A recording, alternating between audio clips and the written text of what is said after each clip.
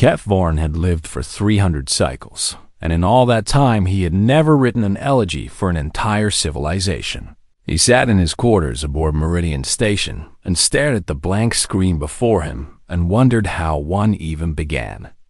Such a task. The Veluxi were coming every species in the Unified. Assembly knew this truth, and every species had already begun to accept what it meant. 17 star systems had fallen in 40 rotations.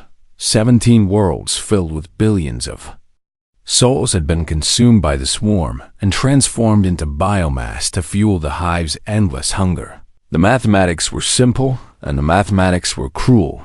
The Veluxi, numbered in the trillions, and their bioships stretched across the void like a living carpet of teeth and hunger, and they did not negotiate, and they did not accept surrender, and they did not stop. Kefvorin was a Celian, and his people were known throughout the galaxy as chroniclers and record keepers. His 4 arms had spent centuries transcribing the rise and fall of empires and the birth and death of stars, and he had always believed that bearing witness was a sacred duty. Now he wondered if there would be anyone left to read what he wrote. The Assembly Council had gathered one final time in the Great Chamber at the heart of Meridian Station. Representatives from 47 species sat in their designated positions, and the air was thick with the chemical signatures of fear and despair. The Tavashi delegate leaked anxiety pheromones that made Kefvorin's eyes water. The Meldrani ambassador had not stopped shaking since the session began, and then the humans walked in. Kefvorin had seen humans before, but only in passing. They were a young species who had achieved faster than light travel barely 2 centuries ago, and they had joined the Assembly only 6 standard years prior. In cosmic terms, they were infants, and their fleet numbered fewer than 50 vessels, and their homeworld was a single blue marble orbiting an unremarkable yellow star. The human delegation was led by a woman named Admiral Chun. She was small by human standards, and her hair had turned gray, and her face carried lines that spoke of difficult years. But her eyes were steady, and when she walked into the chamber, she walked like someone who had already made peace with something terrible. The council speaker was a massive Gorvathan, whose voice rumbled like distant thunder.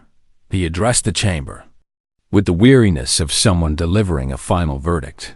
"We have gathered to discuss the defense of Meridian Station," he announced. "Though I fear there is little left to discuss. The Veluxi Armada will arrive in 3 rotations, and our combined fleet cannot hope to stop them. We must consider evacuation of essential personnel and the preservation of what records we can save." The chamber fell into grim silence. No one argued, because there was nothing to argue. The numbers did not lie. Then Admiral Chun stood.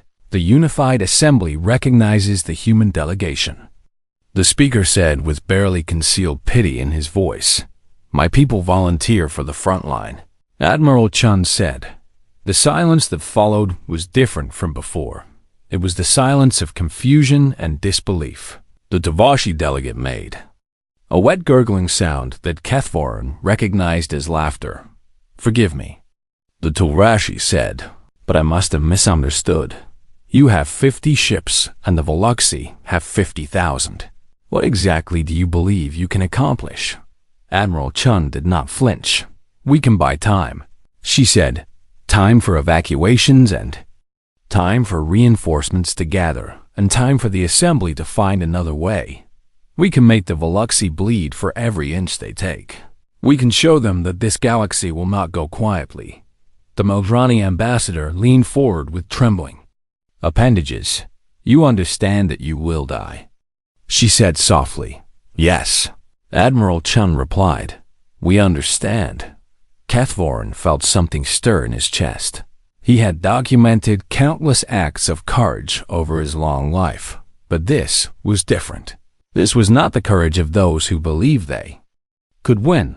This was something else entirely. The council accepted the human offer with the uncomfortable gratitude of those who knew they were sending lambs to slaughter. Admiral Chun requested only one thing in return.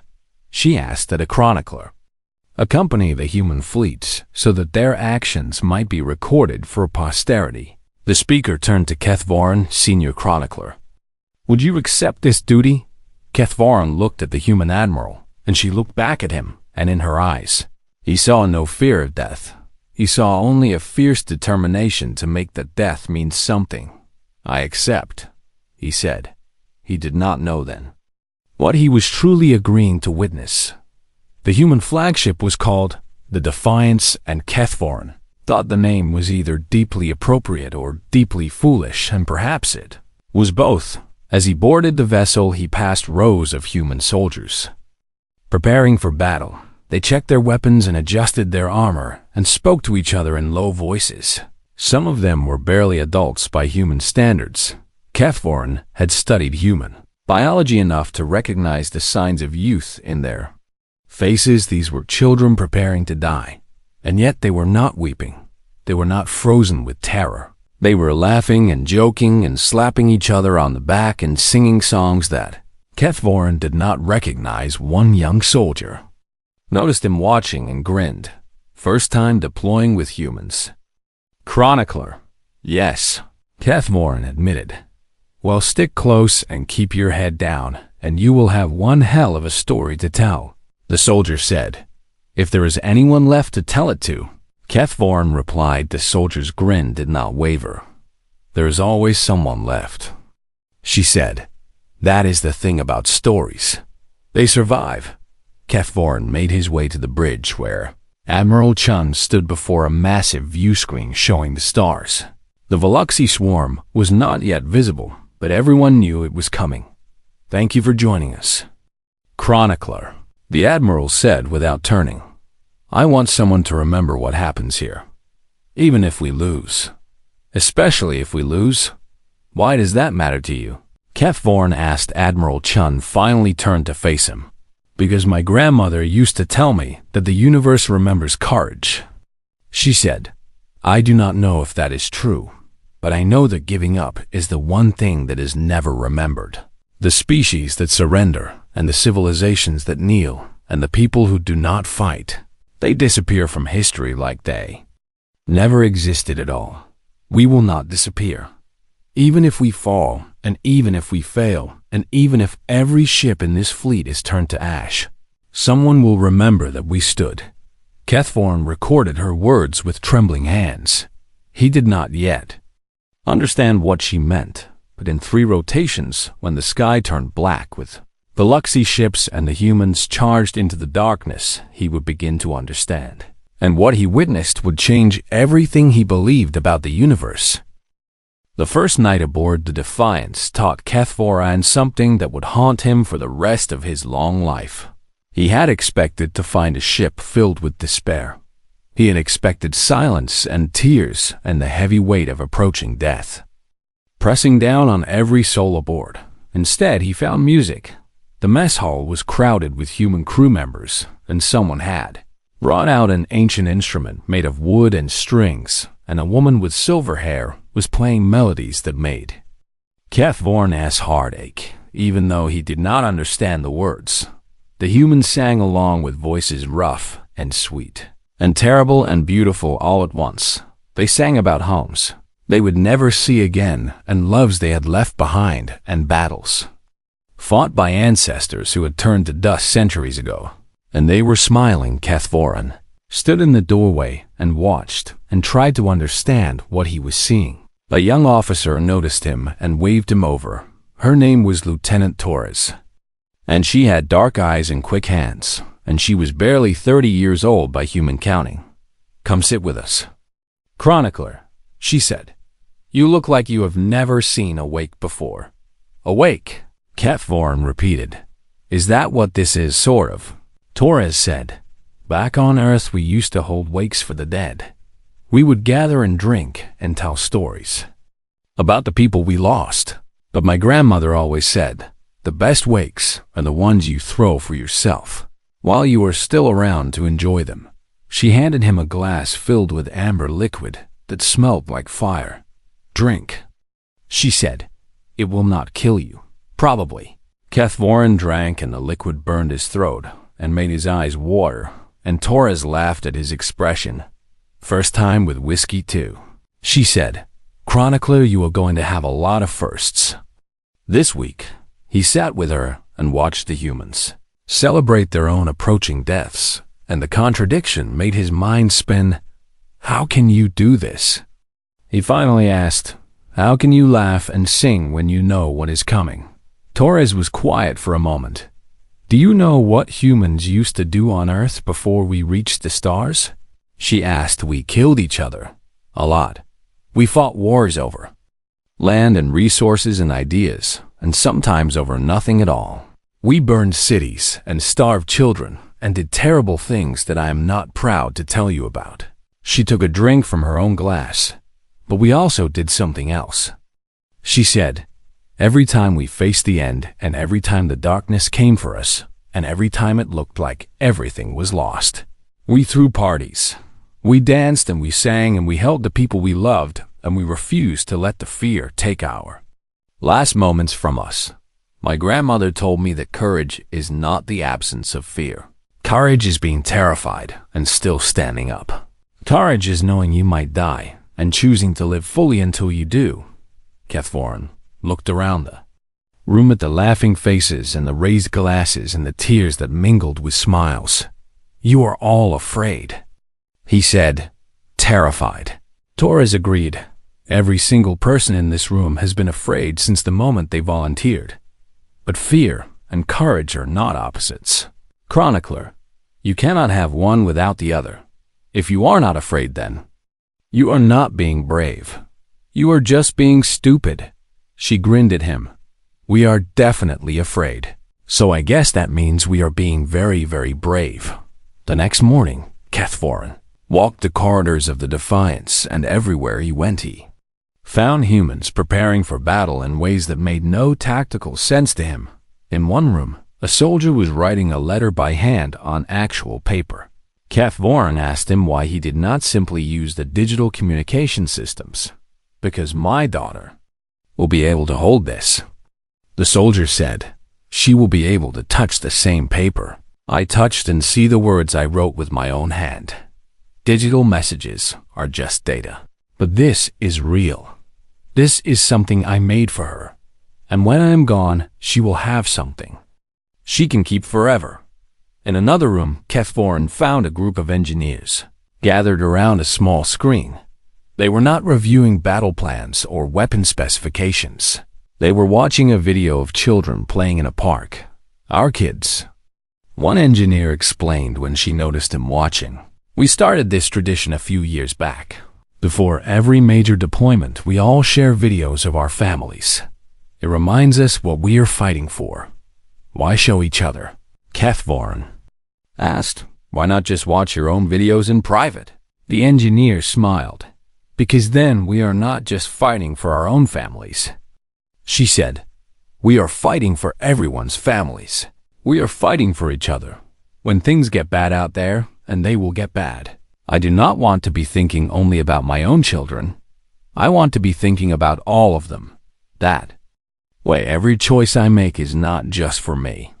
It is for everyone." Cathvoren recorded everything. He documented the letters and the videos and the songs and the tears and the laughter. He captured the way humans touched each other constantly, with hands on shoulders and arms around waists and foreheads pressed together in moments of quiet grief. He had studied many species in his long career, but he had never seen anything like this. Most species faced death with resignation or denial or blind panic. The humans faced it with open eyes and full hearts, and they carried their fear like a weight they had learned to bear long ago. On the second night, Torres taught him a card game called poker. They sat in her quarters, and she dealt the cards and explained the rules, and Cathvoren lost badly because he could not understand why humans would invent a game based on deception. "That is the point," Torres said as she collected her winnings. "Poker is not about the cards. It is about reading people and hiding your own thoughts and making others believe what you want them to believe. Humans play games like this because life is like this. Sometimes you have bad cards, and sometimes You have good cards, but you can still win with bad cards if you play them right. You can still lose with good cards if you play them wrong. The cards do not decide anything. You decide. And what cards does humanity have right now? Kethvorin asked. Torres looked at her hand and smiled sadly. The worst cards imaginable, she admitted. But we are going to play them anyway. And we are going to play them like we have a royal flush. Because that is what humans do. We bluff. The universe. And sometimes the universe folds. That night, Kethvorin dreamed of darkness filled with teeth. He woke with his heart pounding and found that he could not return to sleep. So he walked to the observation deck and found Admiral Chun. Already there, she stood alone in the darkness and watched the stars. Cannot sleep either. She asked without turning. No. Kethvorin admitted. The fear is too loud. Admiral Chun nodded. It gets that way, she said. Before my first battle, I did not sleep for 3 days. I was convinced that if I closed my eyes, I would never open them again. But you did close them eventually. I did. She agreed, because I realized something important. The fear does not go away if you avoid it. It just waits. And waiting makes it stronger. So you have to face it. You have to look at the thing you are most afraid of, and you have to say, yes, I see you. And yes, I know you might destroy me, but I'm going to stand up anyway. She finally turned to face him. That is what tomorrow is. She said, tomorrow we are going to look at the worst thing in the universe, and we are going to tell it that we are not afraid. Even though we are. Especially because we are. Kethvorin felt something shift inside him. He was beginning to understand. These strange creatures, they were not brave because they did not feel fear. They were brave because they felt fear more deeply than any species he had ever encountered, and they had learned to carry it and fight alongside it and transform it into something like fuel. They burned their fear like starship engines burned fuel, and they used that fire to charge into the darkness. Get some rest. Chronicler, Admiral Chun said, tomorrow is going to be a long day.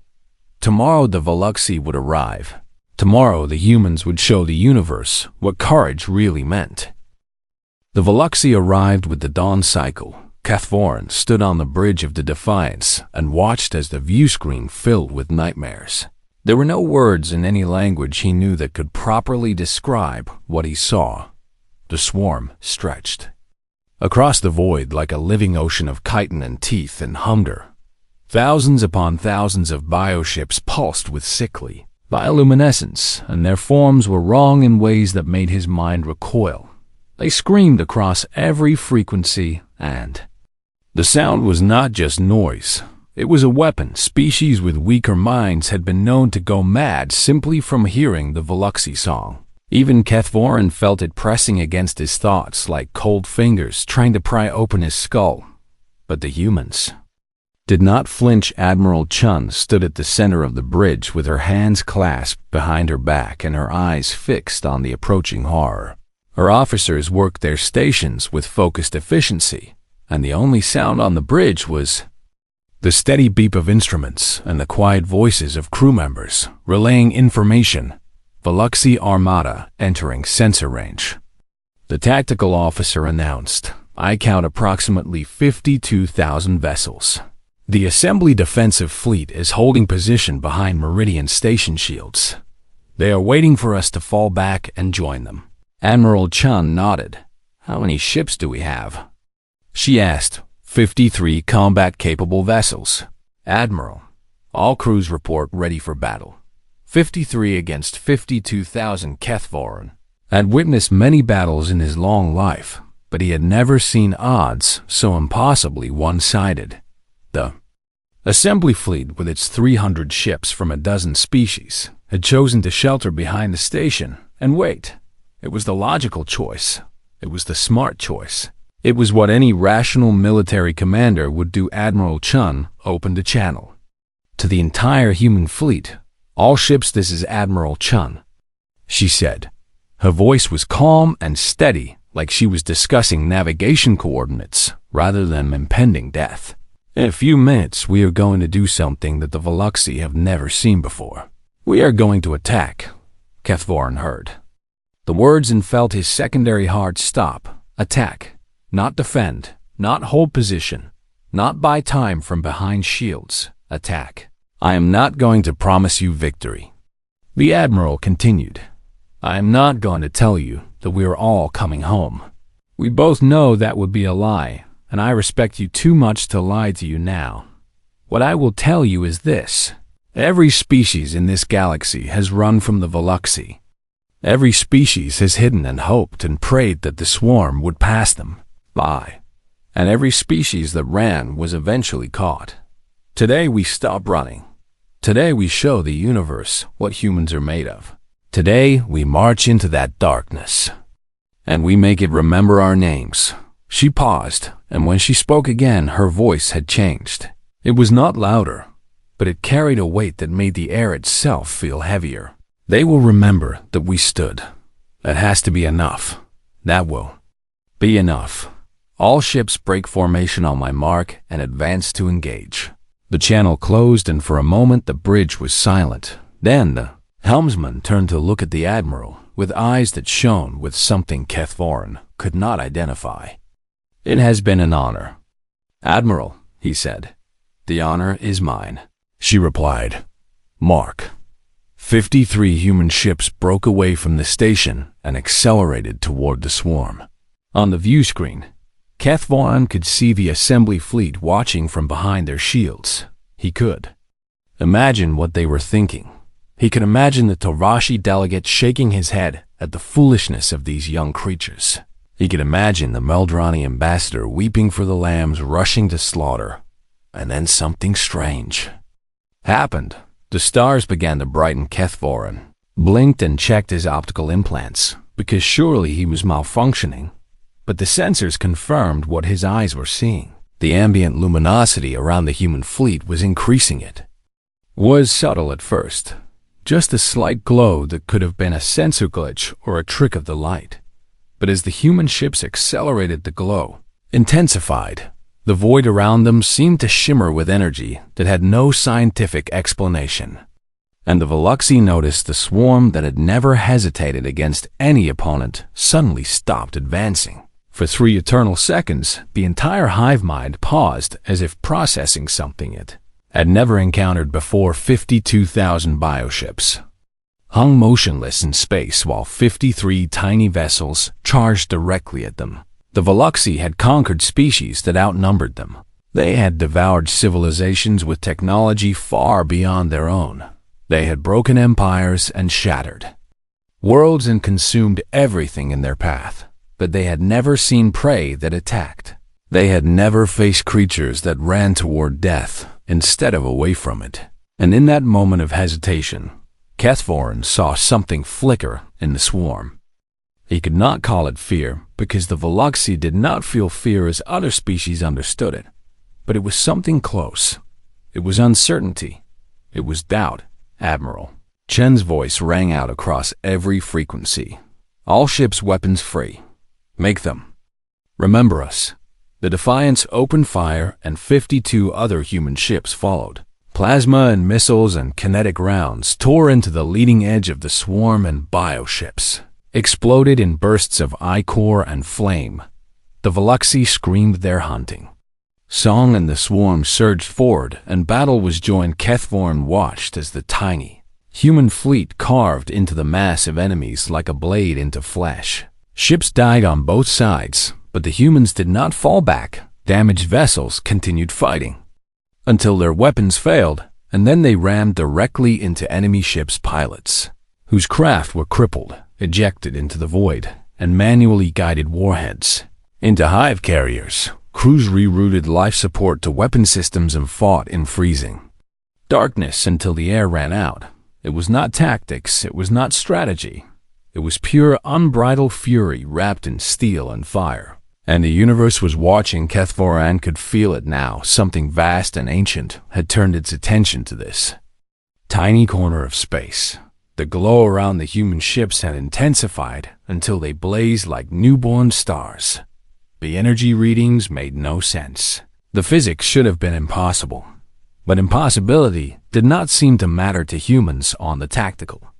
Display Kethvorin saw the destroyer Valor take critical damage. Its engines were gone, and its weapons were failing, and it should have been dead in the water. But Captain Martinez had one last card to play. The Valor turned its broken hull toward a Veluxy command node and accelerated on emergency thrusters. The bioship tried to evade, but it was too slow. The Valor struck the command node at full speed, and both ships vanished in a bloom of fire that lit up the void. And in that explosion, Kethvorin saw something that he would spend the rest of his life trying to understand. The flames did not dissipate randomly. They formed a shape, wings. Vast burning wings that spread across the darkness for just an instant before fading. He checked the sensors 3 times. The readings were impossible, but they were also undeniable. Something had responded to Captain Martinez's sacrifice. Something had acknowledged his courage. And Kethvorin began to realize that Admiral Chun's grandmother might have been right. The universe remembered courage, and it was remembering now. The battle lasted 9 hours. 9 hours of fire and blood and screaming metal. 9 hours of impossible courage and terrible sacrifice. 9 hours that would be studied and debated and wondered at for centuries to come. Kethvorin recorded everything.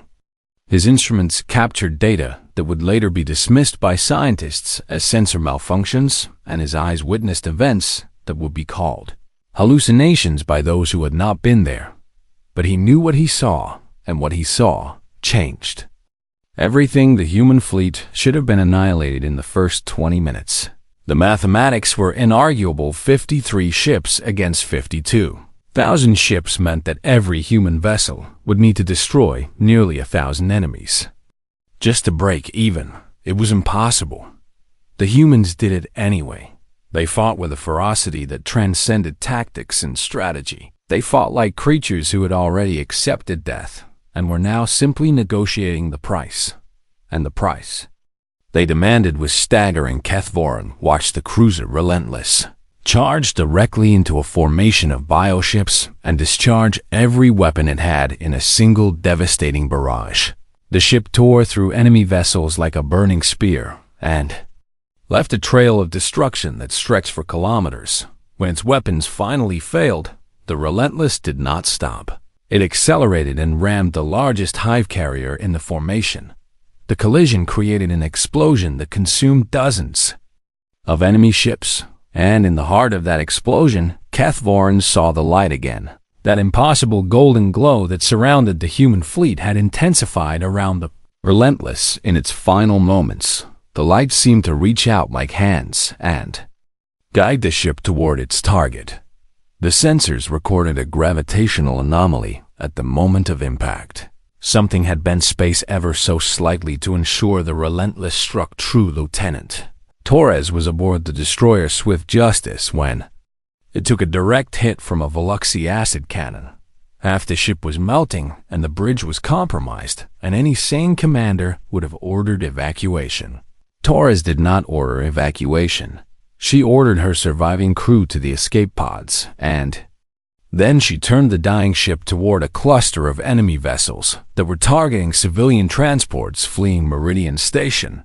The Swift Justice had no weapons left, but it had mass and it had velocity, and Torres used both. She drove her ship into the heart of the enemy formation, and the explosion cleared a path that allowed 3 transports carrying 10,000 refugees to escape. Kethvorin had been watching from the Defiance's bridge, and he saw what happened next. The debris from the Swift Justice did not disperse normally. It moved impossibly, and undeniably, the cloud of wreckage shifted in space to form a barrier between the pursuing Veluxy and the fleeing transports. It held that formation for 17 seconds, long enough for the transports to reach the safety of Meridian Station's shields. Then the debris finally scattered. The Tavashi scientist who analyzed the sensor data later told Kethvorin that such movement was physically impossible. Debris in space follows Predictable trajectories governed by mass and momentum and gravitational forces. It does not form defensive formations. It does not protect civilian ships. It does not behave as if guided by will and purpose. But Kethvorin had seen it happen. He had watched reality bend to accommodate human courage, and he had recorded every impossible second as the battle raged on. The anomalies multiplied. Missiles that should have missed found their targets. Shields that should have failed held for crucial extra seconds. Damaged ships that should have been dead continued fighting past every reasonable limit. And always there was that light, that golden shimmer that surrounded the human fleet and grew brighter with every act of sacrifice. The Veluxi noticed it too. Kethvorin could see the swarm's behavior changing as the hours passed. The hive mind was adapting, as it always did, but it was also becoming something else. Hesitant, uncertain, almost afraid, the Veluxi had consumed 17-star systems, and they had never encountered anything like this. They had never faced prey that burned brighter as they died. They had never fought enemies who seemed to grow stronger the more they lost. They had never witnessed a species that the universe itself seemed to favor. Admiral Chun stood on the bridge of the Defiance throughout the entire battle. She had not sat down, and she had not rested, and she had barely spoken except to issue orders. Her face was a mask of focused determination, but Kethvorin could see the toll in her eyes. Every ship that died was a ship full of people she knew. Every sacrifice was a name she would carry forever. But she did not waver. Admiral, the tactical officer called out, "The Veluxi are pulling back from sectors 7 through 12. They appear to be regrouping." Chun studied the tactical display, and for the first time in 9 hours her expression changed. She smiled. It was not a smile of joy or triumph. It was something older and fiercer. It was the smile of someone who had stared into the abyss and forced the abyss to blink. "They are scared," she said quietly. "We made them scared." Kethvorin looked at the display and saw that she was right. The Veluxi swarm was reforming, but it was not pressing the attack. Ships that had been advancing were holding position. Formations that had been aggressive were becoming defensive. For the first time in recorded history, the Veluxi were hesitating. They had lost thousands of ships to the human fleet. In any normal calculation, there would be an acceptable exchange. The swarm would simply produce more ships and continue advancing, but something had changed. The humans had shown them something they had never seen before, and the hive mind was struggling to process it. It had encountered species that fought back before and had conquered warriors and soldiers and defenders of every kind, but it had never encountered a species that fought like this. It had never faced creatures who seemed to burn with an inner fire that grew stronger as their bodies grew weaker. It had never battled enemies who were wrapped in light that defied physics. The Veluxi were learning something that every other species in the galaxy had. Forgotten humans were not just dangerous because of their weapons or their tactics or their technology. Humans were dangerous because something in the fabric of reality responded to their courage. The universe itself was paying attention to this battle, and the universe had chosen a side. By the 8th hour, the Veluxi had stopped advancing entirely. The swarm hung in space like a living wall and watched the battered human fleet with what might have been caution. 31 human ships remained. 22 had been destroyed or disabled. Thousands of human lives had been spent in 9 hours of relentless combat. But the swarm had lost far more. Over 6,000 bioships had been destroyed.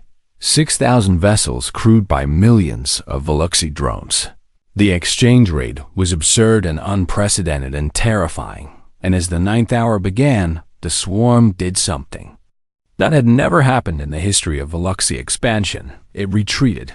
Not a full retreat, but a withdrawal to regroup. A pause to consider what it had learned.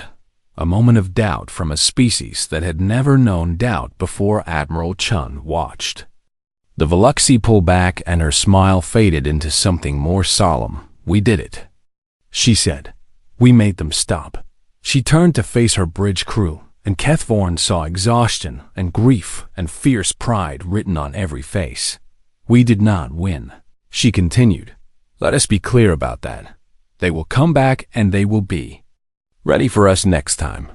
But we gave the assembly time, and we gave the refugees a chance, and we showed the galaxy that these things can be stopped. She paused and her voice dropped. We showed them that courage matters, that standing up matters, that the universe notices when someone refuses to kneel. Kethvorn's instruments recorded her words, but he hardly needed them.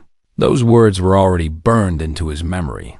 He had come aboard this ship expecting to document a tragedy. Instead, he had witnessed a miracle, and he finally understood what Admiral Chun's grandmother had meant.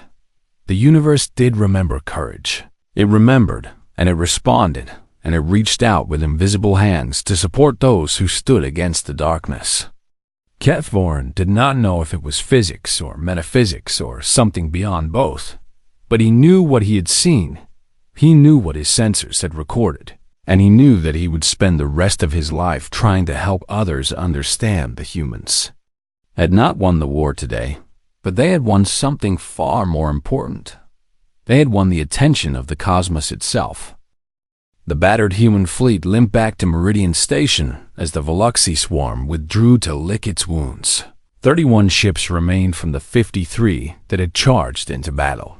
22 vessels had been lost along with their crews and their captains and their dreams and their futures.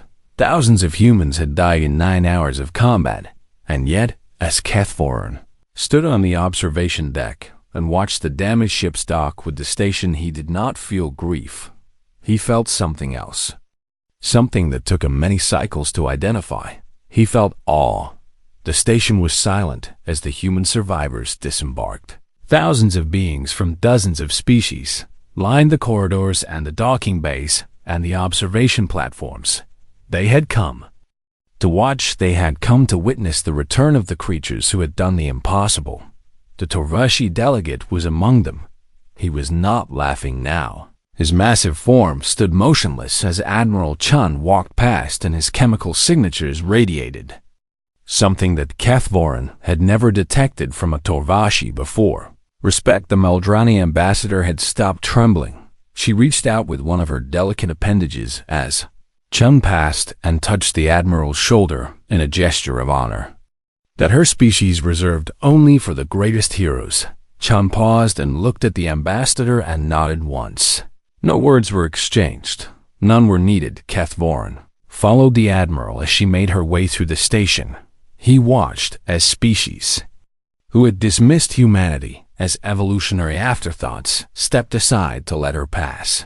He saw the change in their eyes as they looked at the human survivors. They were not seeing foolish children anymore. They were seeing something else entirely. Something they had forgotten existed. Something that the Veluxy had almost made them believe was impossible. Hope. Admiral Chun found Kethvorn on the observation deck. 3 cycles after the battle, the chronicler had not slept. He had been reviewing his recordings and cross-referencing his sensor data and trying to make sense of what he had witnessed. She stood beside him and looked out at the stars. The Veluxy was still out there somewhere, regrouping and rebuilding and preparing for the next assault, but they had not advanced. They had not pressed their advantage. They were waiting, and that waiting had given the assembly time to call in reinforcements from distant sectors, and time to evacuate civilian populations, and time to find hope where there had been none. You have questions? Chun said it was not a question. Many questions. Kethvorn admitted. I have reviewed the sensor data from the battle hundreds of times. I have consulted with scientists from 7 different species. They all say the same thing. What we recorded was impossible. And yet it happened. Chun nodded. I have seen things like this before. She said, not as dramatic, but similar. Humans have always known that something responds to courage. We have myths and legends and religions built around the idea. But we never knew for certain until we reached the stars, until we started fighting battles that we should have lost and winning anyway. What is it? Kethvorn asked. What is this force that responds to you? Chun was quiet for a long time. "I do not know," she finally admitted. "I do not think anyone knows for certain. My grandmother called it faith. She said that the universe was not empty, or cold or uncaring. She said it was waiting for creatures brave enough to stand up and prove they deserved its attention." She turned to face him. "Maybe she was right, and maybe she was wrong. Maybe what you recorded was just quantum fluctuations and gravitational anomalies and things we do not understand yet. Or maybe the universe really does notice when someone refuses to kneel. I do not know which explanation is true, but I know what I believe." "What do you believe?" Kethvorin asked. "I believe that courage is never wasted," Chum said. "I believe that standing up matters even if you fall. I believe that the darkness is vast and terrible, but it is not invincible. And I believe that somewhere in the machinery of existence, there is something that loves the light, something that reaches out to those who carry fire into the void, something that says, yes, I see you, and yes, I know you are small, and yes, I know you are afraid, but I am with you." She smiled, and it was the first true smile Kethvorin had seen from her since the battle. "That is what I believe. That is what humans have always believed, and maybe believing it is what makes it true." Kethvorin finished his chronicle 20 cycles after the Battle of Meridian Station. He titled it not as an elegy, but as a testament. "Seeing humans march into battle made me realize the universe knows them." He submitted it to the Assembly archives, and he expected it to be filed away and forgotten. Like most historical documents, instead it spread species who had given up hope read his words and watched his recordings and saw the light that had surrounded the human fleet. Scientists who had dismissed the data as impossible were forced to confront evidence they could not explain. Philosophers and theologians from 100 different cultures began debating what it meant that the cosmos seemed to respond to courage. And everywhere the chronicle spread it carried a message. The darkness can be fought. The void can be defied. The universe notices when someone stands up. The war against the Veluxi lasted another 12 years. It was brutal and costly, and filled with moments of despair. The swarm adapted and evolved and found new ways to threaten the galaxy. But they never again faced the humans without hesitation. They never forgot what had happened at Meridian Station. They never stopped being afraid of the creatures who burned brighter as they died, and the humans never stopped marching. They fought in every major engagement of the war. They volunteered for every desperate mission. They stood at the front of every charge, and they were always the last to retreat, and everywhere they went that strange light followed them. That golden glow that defied physics and reason and everything the galaxy thought it understood about the universe. Kethvorin lived long enough to see the end of the war. He was there when the last Veluxi Hive Queen was destroyed. He stood on the bridge of a human flagship and watched as Admiral Chun's granddaughter led the final assault. She was young and fierce, and she carried the same fire in her eyes that her grandmother had carried. And when the battle was won and the swarm was finally broken, she turned to Kethvorin with a smile. "My grandmother wanted me to tell you something," she said. "She said that you were the one who made the galaxy believe. She said that your chronicle gave people hope when they had forgotten how to hope. She wanted you to know that the universe noticed you too." Kethvorin thought about those words for a long time. He thought about the humans he had known, and the battles he had witnessed, and the light he had seen, and he realized that Admiral Chun had been right all along. The universe did notice courage. It noticed every act of defiance, and every moment of hope, and every creature who stood up against the darkness. And maybe that was the lesson the humans had taught the galaxy. Not that they were stronger or smarter or more numerous, but that they had never stopped believing that their courage mattered. They had never stopped carrying fire into the void, and the universe had never stopped watching. Kethvorin added one final entry to his chronicle. "The humans taught us that we are not alone in the dark, not because the Universe is filled with friendly species or benevolent gods, but because the darkness itself is not as empty as we feared. Something lives in the spaces between stars, something ancient and vast and patient, something that waits for courage. The way flowers wait for sun. The humans found it and they awakened it, and they showed us that it had been there all along. We were never alone. We were just too afraid to look. But the humans were not afraid, and they showed us the way. He set down his recording device and looked out at the stars.